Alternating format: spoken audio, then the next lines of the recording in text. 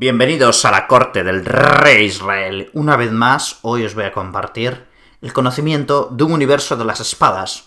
Un universo que me voy adentrando y quiero compartir, porque seguramente muchos de vosotros, como yo, nos encontramos en un mundo donde no sabemos muy bien qué viene a ser un sable, una katana o quizás una daga o una espada.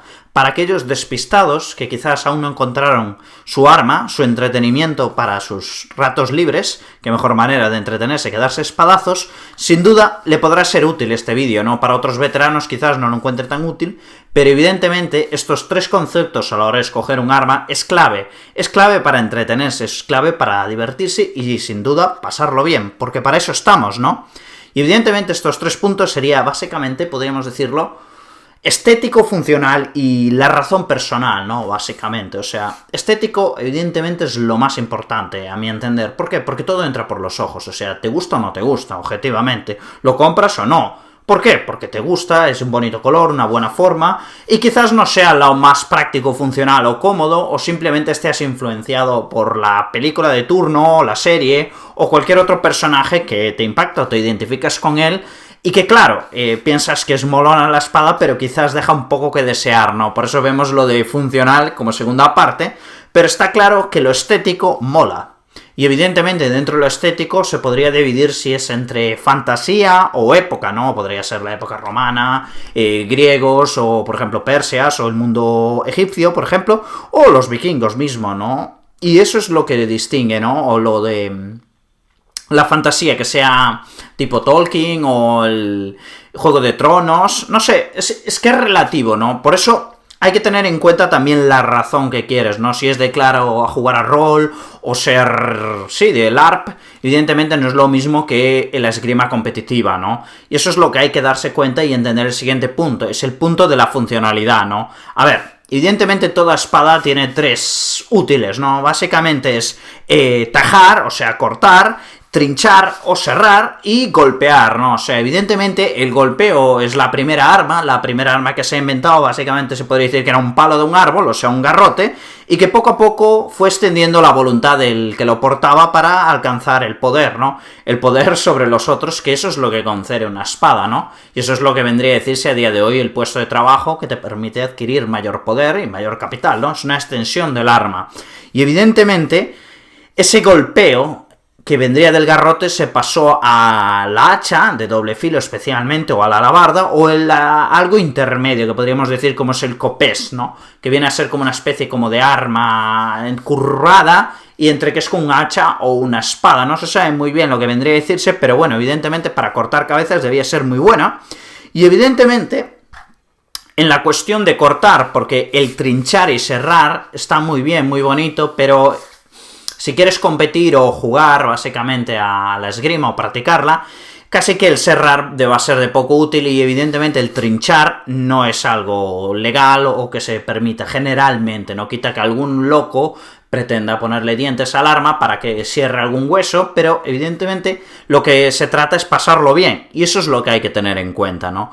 Por eso me centraré más en la cuestión de tajar, porque el golpear básicamente lo proteges con la armadura, ¿no? Y la cuestión es que las armas no sean pesadas, ni generalmente se suele utilizar hachas de doble filo o alabardas para practicar esgrima. Se puede, evidentemente, en los torneos y demás, pero no es lo habitual porque produce un mayor impacto, dolor, ¿no? Y nadie quiere irse con un hematoma interno para casa, y que simplemente quieres pasarlo bien y disfrutar de un poco de testosterona, ¿no? O de diversión, ¿no? Desahogarse y desestrés. Entonces, claro, en ese punto entramos en el mundo del tajar, donde el corte sí importa el tamaño, evidentemente. O sea, se podría hacer una revisión histórica que podría decirse que el filo del ancho, no necesariamente en todos los casos y en todos los periodos, fue aumentando de más anchote a más delgado, de ser doble filo a tener un único filo, y a ser poco más que una varilla de hierro, que es lo que vendría a ser los floretes, ¿no?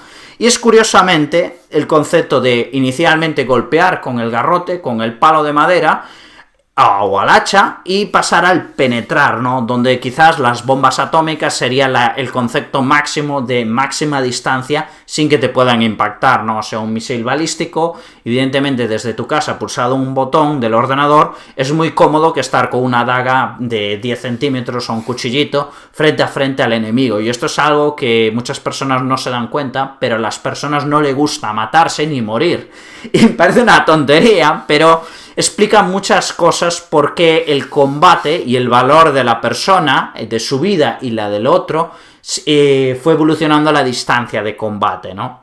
Y evidentemente no es de sorprender que en la antigüedad, especialmente los romanos o nuestros antepasados celtíberos, utilizaban las falcatas, ¿no? Espadas bien cortas, no necesariamente más de 1 metro precisamente, más bien bastante pequeñas, y que la cuestión era cortar, no necesariamente matar. Y eso es un detalle a tener en cuenta, porque sirve para mutilar, y por lo tanto puedes tener esclavos o siervos, o puedes darle una recicle a esos inválidos, ¿no? Que evidentemente tienen que darle uso al nuevo señor feudal. Y esa es la idea de las espadas cortas, a diferencia de las grandes o las serradas que directamente mataban, y por lo tanto el señor feudal no podría disfrutar de sus esclavos porque estarían muertos y tendría que cultivar las patatas o curtir el trigo, ¿no? Y ciertas cuestiones que igual el señor feudal no le gustaría. Pero eso es una de las razones por qué las armas no eran tan mortales como pudiera aparentar.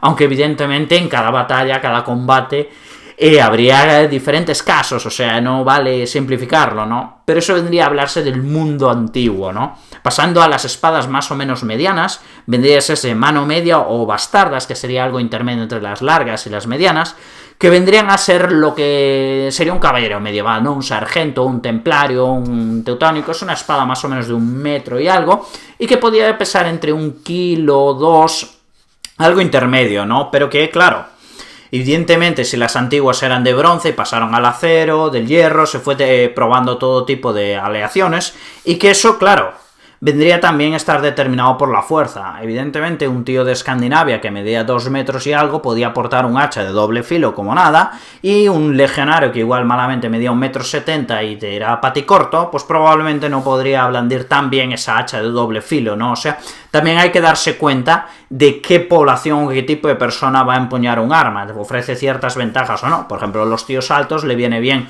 utilizar alabardas o cuestiones altas, armas pesadas, porque se supone que tiene más fuerza y por lo tanto pueden hacer mayor impacto, ¿no? Esto las personas más pequeñas tienen que tenerlo en cuenta, que pueden ser más rápidos o pueden acercarse mayor al combate. O sea, es relativo, ¿no? Eso también tiene que ver mucho con la genética, ¿no? Y nos queda en el mundo del tajazo los mandobles, o sea, las armas largas, que básicamente era una idea de romper las picas, ¿no? Las unidades de picas que estaban por ahí, empezabas a partir los palos, esas lanzas interminables, y ellos atravesaban, pero evidentemente los flecheros o los arqueros o acarbuceros hacían estragos en ellos, ¿no? Por eso los tercios fueron evolucionando a no llevar armadura, y al principio llevaban full armadura, ¿no? Y eso es algo a tener en cuenta. En la espada, como la armadura del que la porta estaba determinada por el tipo de arma. Por eso, a medida que se desarrollaron las armas de fuego, las armaduras propiamente dichas dejaron de tener utilidad y se favoreció la velocidad. Trajes más ligeros, como lo de los tercios, y que la idea era llevar una espada larga y llegar a los acarbuceros y, bueno, empezar a cortar en dos cabezas, ¿no? Y esa es la idea de la evolución del combate, ¿no? Y que el hecho de usar o no escudo es algo que deberéis tener en cuenta. O sea, evidentemente una espada tipo falcata puedes llevar un buen escudo, una bastarda también, y una mano y media también. O sea, el mítico paladín medieval, pues evidentemente iba con su super escudo y su full armadura y demás, pero que llevaría probablemente 40 kilos encima. O sea, hay que tener eso en cuenta. Una cota de malla pesa, creo que si no me equivoco, 10 kilos o de 10 entre 20, puede ser bien pesada. Y ya no digamos la cofía, o sea, la malla de cabeza, y el casco, que eso debía pesar bastante, y pesa bastante, la verdad. Y ya sin olvidarte de llevar un gualete, que es un guante básicamente de hierro o de cuero o tachuelas, lo que tú quieras, pero que es un peso adicional al trozo de hierro que llevas en la mano. O sea, son pesos que pensamos que no nos damos cuenta, pero que sí, que sudas mucho en un combate y que muchas personas no se dan cuenta, pero un combate son 5 minutos máximo, ya estás, bueno, dándote el infarto. Y esto, claro, los caballeros feudales, los nobles, tenían gran ventaja contra la leva, los campesinos que tenían una vida un poco más de pan y agua, y el señor feudal comía carne y estaba en un castillo pasándole pipa, y que podía dedicarse únicamente a entrenarse con la espada, y en cambio la plebe, pues malamente iba con un palo y con mal entrenamiento, ¿no? Y eso es lógico por esa imagen de los caballeros feudales arrasando con las tropas, ¿no? Y tiene algo de cierto, evidentemente, pero es como decirle a día de hoy un soldado de infantería raso contra un tanque, ¿no? O sea, básicamente el fusil poco va a poder hacer, pero una granada bien puesta podría derribar a un caballero, ¿no? Y eso es lo que era una buena pica, en el momento acertado podría derribar a un caballo, que creo que eran 3 golpes aproximadamente en el cráneo del caballo, se caía.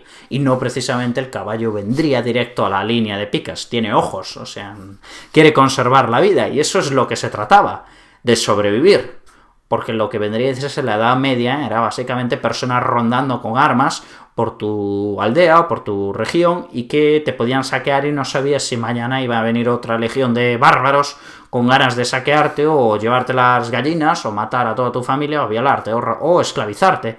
Esto era algo bastante común de lo que la gente piensa, por eso lo de los castillos, lo del vasallaje y demás, y es algo que nos viene a meternos en el mundillo. Por eso insistí tanto en la estética y en la época que uno quiere recrear, ¿no? Que quiere vivir, que más se identifica. Puedes identificarte más con los caballeros medievales, con los caballeros de Teutónico, la Orden de Santiago, o con los bárbaros germánicos que invadieron Roma. O sea, son ejemplos habidos y por haber, ¿no?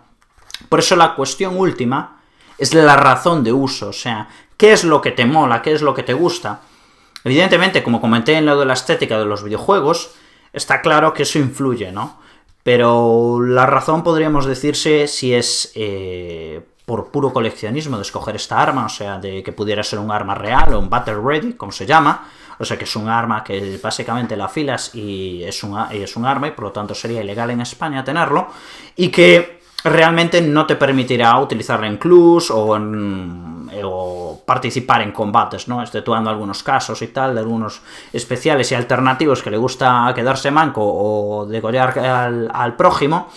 Viene a decirse por qué no se usa, ¿no? O sea, sí puedes comprarte un arma real, evidentemente, puedes tenerla, no hay ningún problema, pero solo te va a valer para recreación o si quieres matar a alguien, ¿no? Básicamente. Luego, omitiendo esas utilidades que no vienen al cuento, tendríamos lo de Heima, ¿no? Que es básicamente artes marciales históricas europeas. Dicho de otro modo, disfrazarte de caballero medieval y darte de zorrarte con el colega que tienes al lado, que también va full armor, ¿no? Y eso es lo divertido, eso es lo gracioso del mundo Heima. Luego tenemos la esgrima olímpica, que vendría a decirse los tíos de blanco, dándose espadazos con floretes, y básicamente más que espadazos, trinchándose los unos a los otros, porque es otro concepto de pelea tipo renacentista frente al medieval, que es de filo. Es el filo contra la punta, básicamente. Y entonces, claro, en el mundo histórico puedes tener más recreacionistas históricos o más de fantasía, y más que gente le mola más el LARP o el rol, que le mola disfrazarse de orco y tener una espada de látex o de cualquier otro de goma espuma que no duele, relativo, evidentemente, y que un buen golpe de látex también te puede dejar un buen hematoma, pero no es lo mismo que una espada de Battle Ready que te puede cortar la cabeza o simplemente romper unas cuantas costillas o el brazo. Y que, claro, todo depende de cuánto te quieres invertir, cuánto dinero tienes y qué realmente objetivo tienes. O sea, ir a un club de esgrima o de Heima y que quieres practicarlo, evidentemente necesitas una equipación, una armadura, la careta, el peto, las grebas, los guantes, importantísimo, y que te vas a dar cuenta de que cuán importantes pueden ser los guantes o la máscara, porque misteriosamente las espadas suelen caer en el dedo índice, no sé por qué, pero son pequeños detalles que uno al practicarlos se da cuenta de la razón de, ¿no? Y qué ventajas y desventajas tiene un arma. No se puede decir que esta es mejor para este caso y esta es la mejor para lo otro, o sea, es muy relativo. Y claro, uno le puede gustar más un mayal o una maza, y el otro puede gustar más el arco, y que claro, dependiendo el lugar y el espacio puede ser más efectivo o no. Evidentemente un arco a corto alcance no sirve de nada, comparado a una daga, un cuchillo o una espada, pero a bastantes metros puedes matar al que viene con la maza, ¿no? Por eso siempre existe el ataque y el contraataque, ¿no? Y eso es lo divertido. Pero que a la hora de escoger un arma, todo depende de cuánto te quieres gastar, tu posición económica y cuánto tiempo y dinero y te gusta hacerlo, ¿no? Como cualquier otro hobby o afición, que es una cuestión de dinero. Y evidentemente el mercado, que no voy a señalar ninguna casa ni marca, que puedo poner algún enlace, ¿por qué no? Te puede indicar qué es lo que estás buscando, ¿no? ¿Quieres mayor realismo? ¿Prefieres más práctico, más útil? ¿O simplemente lo usas como entrenamiento? O sea, todas las opciones habidas y por haber, pero espero que estas 3 guías que yo os comparto os permita entender un poco el universo de las espadas y que finalmente os deis cuenta de qué diferencia hay entre una espada, un sable y un florete, ya no digamos una daga de una espada, ¿no? Que eso es súper fácil de saberlo, pero que el tamaño sí importa y evidentemente a mayor dinero, mayor diversión. Eso es lógico. Por eso que tengáis un buen día y seguramente aparecerá algo más de este tema. Así que suscribiros, ¿vale? Y lo mejor que podéis hacer es divertiros.